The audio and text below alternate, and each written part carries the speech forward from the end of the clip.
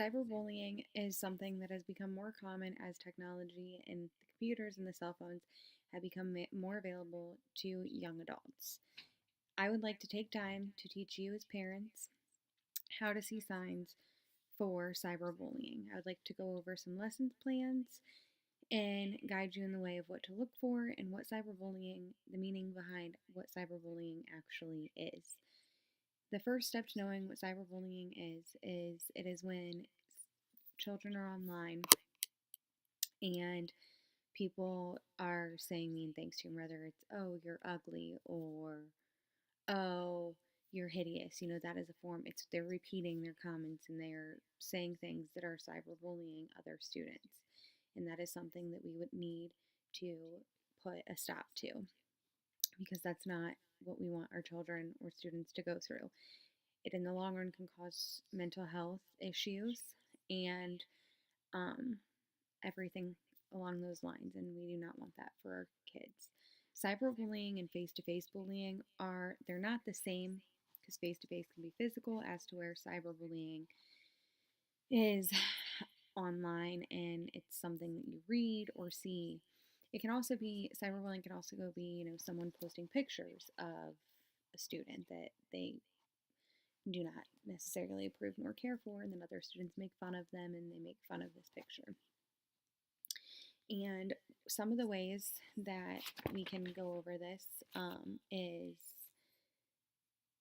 to first have everyone talk about what they consider cyberbullying. What are your thoughts and what do you think cyberbullying is and the meaning behind cyberbullying? And then we're going to compare each and every one of your individual thoughts and processes on exactly what cyberbullying is to you.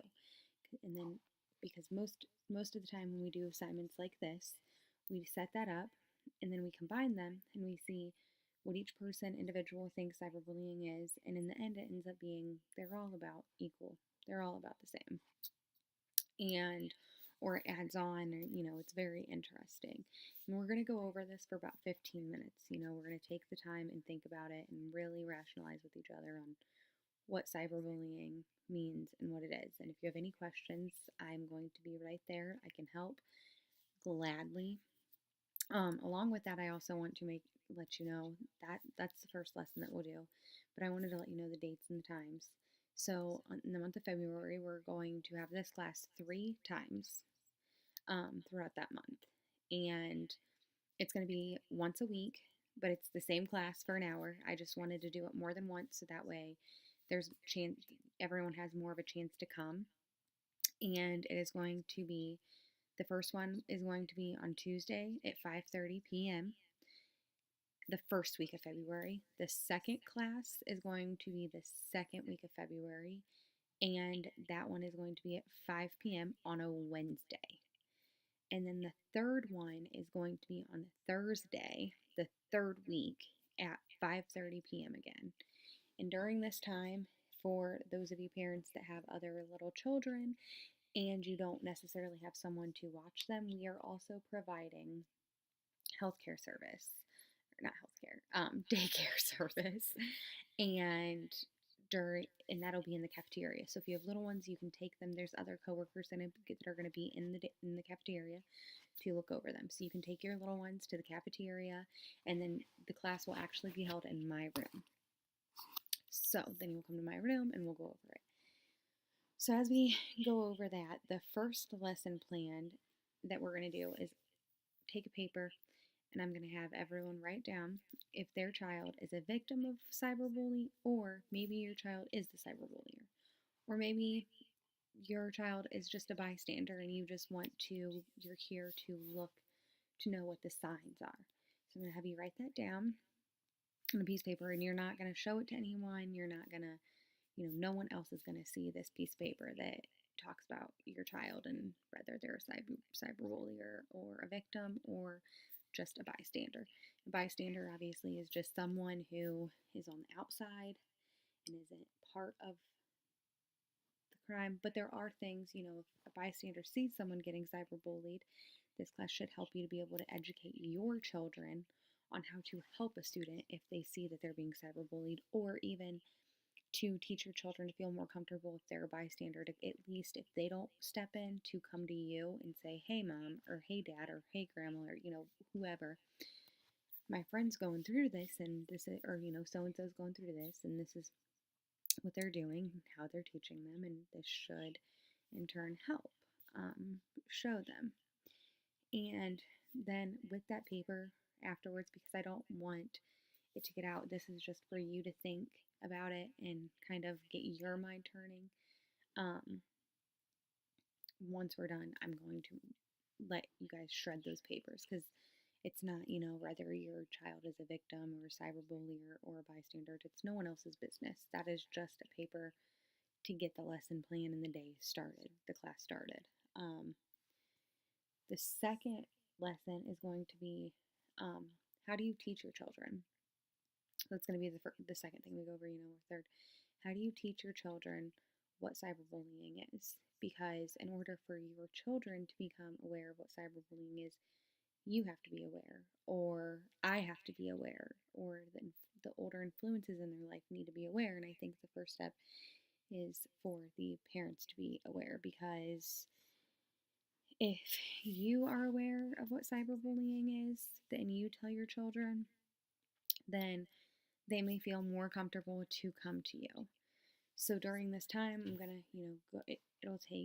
This will take the longest out of all of the lessons that we do, because we're gonna go over what exactly cyberbullying is, how you can approach it, how to teach your children what it is, and along with teaching your children what it is, I also am going to go over how to put parental locks on, your computer, and how to look and see what your child is looking up. Some parents say, oh, that's an invasion of privacy. And to some extent, yes, it can be an invasion of privacy. But if you feel that your child is being cyberbullied, or that your child is being the cyberbully, I feel that you need to be able to reach out and see. If your child won't tell you, you need to have a way to look, because as sad as it is, sometimes, one of the statistics and the research that I've been doing on cyberbullying is that children do not feel comfortable or safe going to even their teachers, and or adults. And that's something that we need to fix. And that is why I'm doing this class, because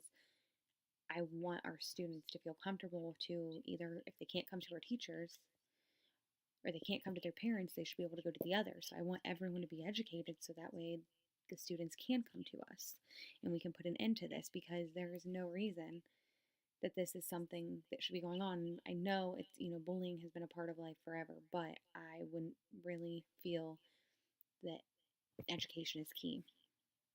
And educating all of you on the proper ways to do this is what is important. So I hope that with that we can start this class and go over it. And the third thing that I'm going to do, the third lesson plan in this class, it's not necessarily a lesson plan, but it's just a way of the parents getting to know each other, is I'm going to have everyone fill out a card. If you don't want to, you don't have to participate in this part, but I feel I feel it's something important to do. Fill out a card that has your personal information on it. I'm not saying your address, or but your name and your phone number.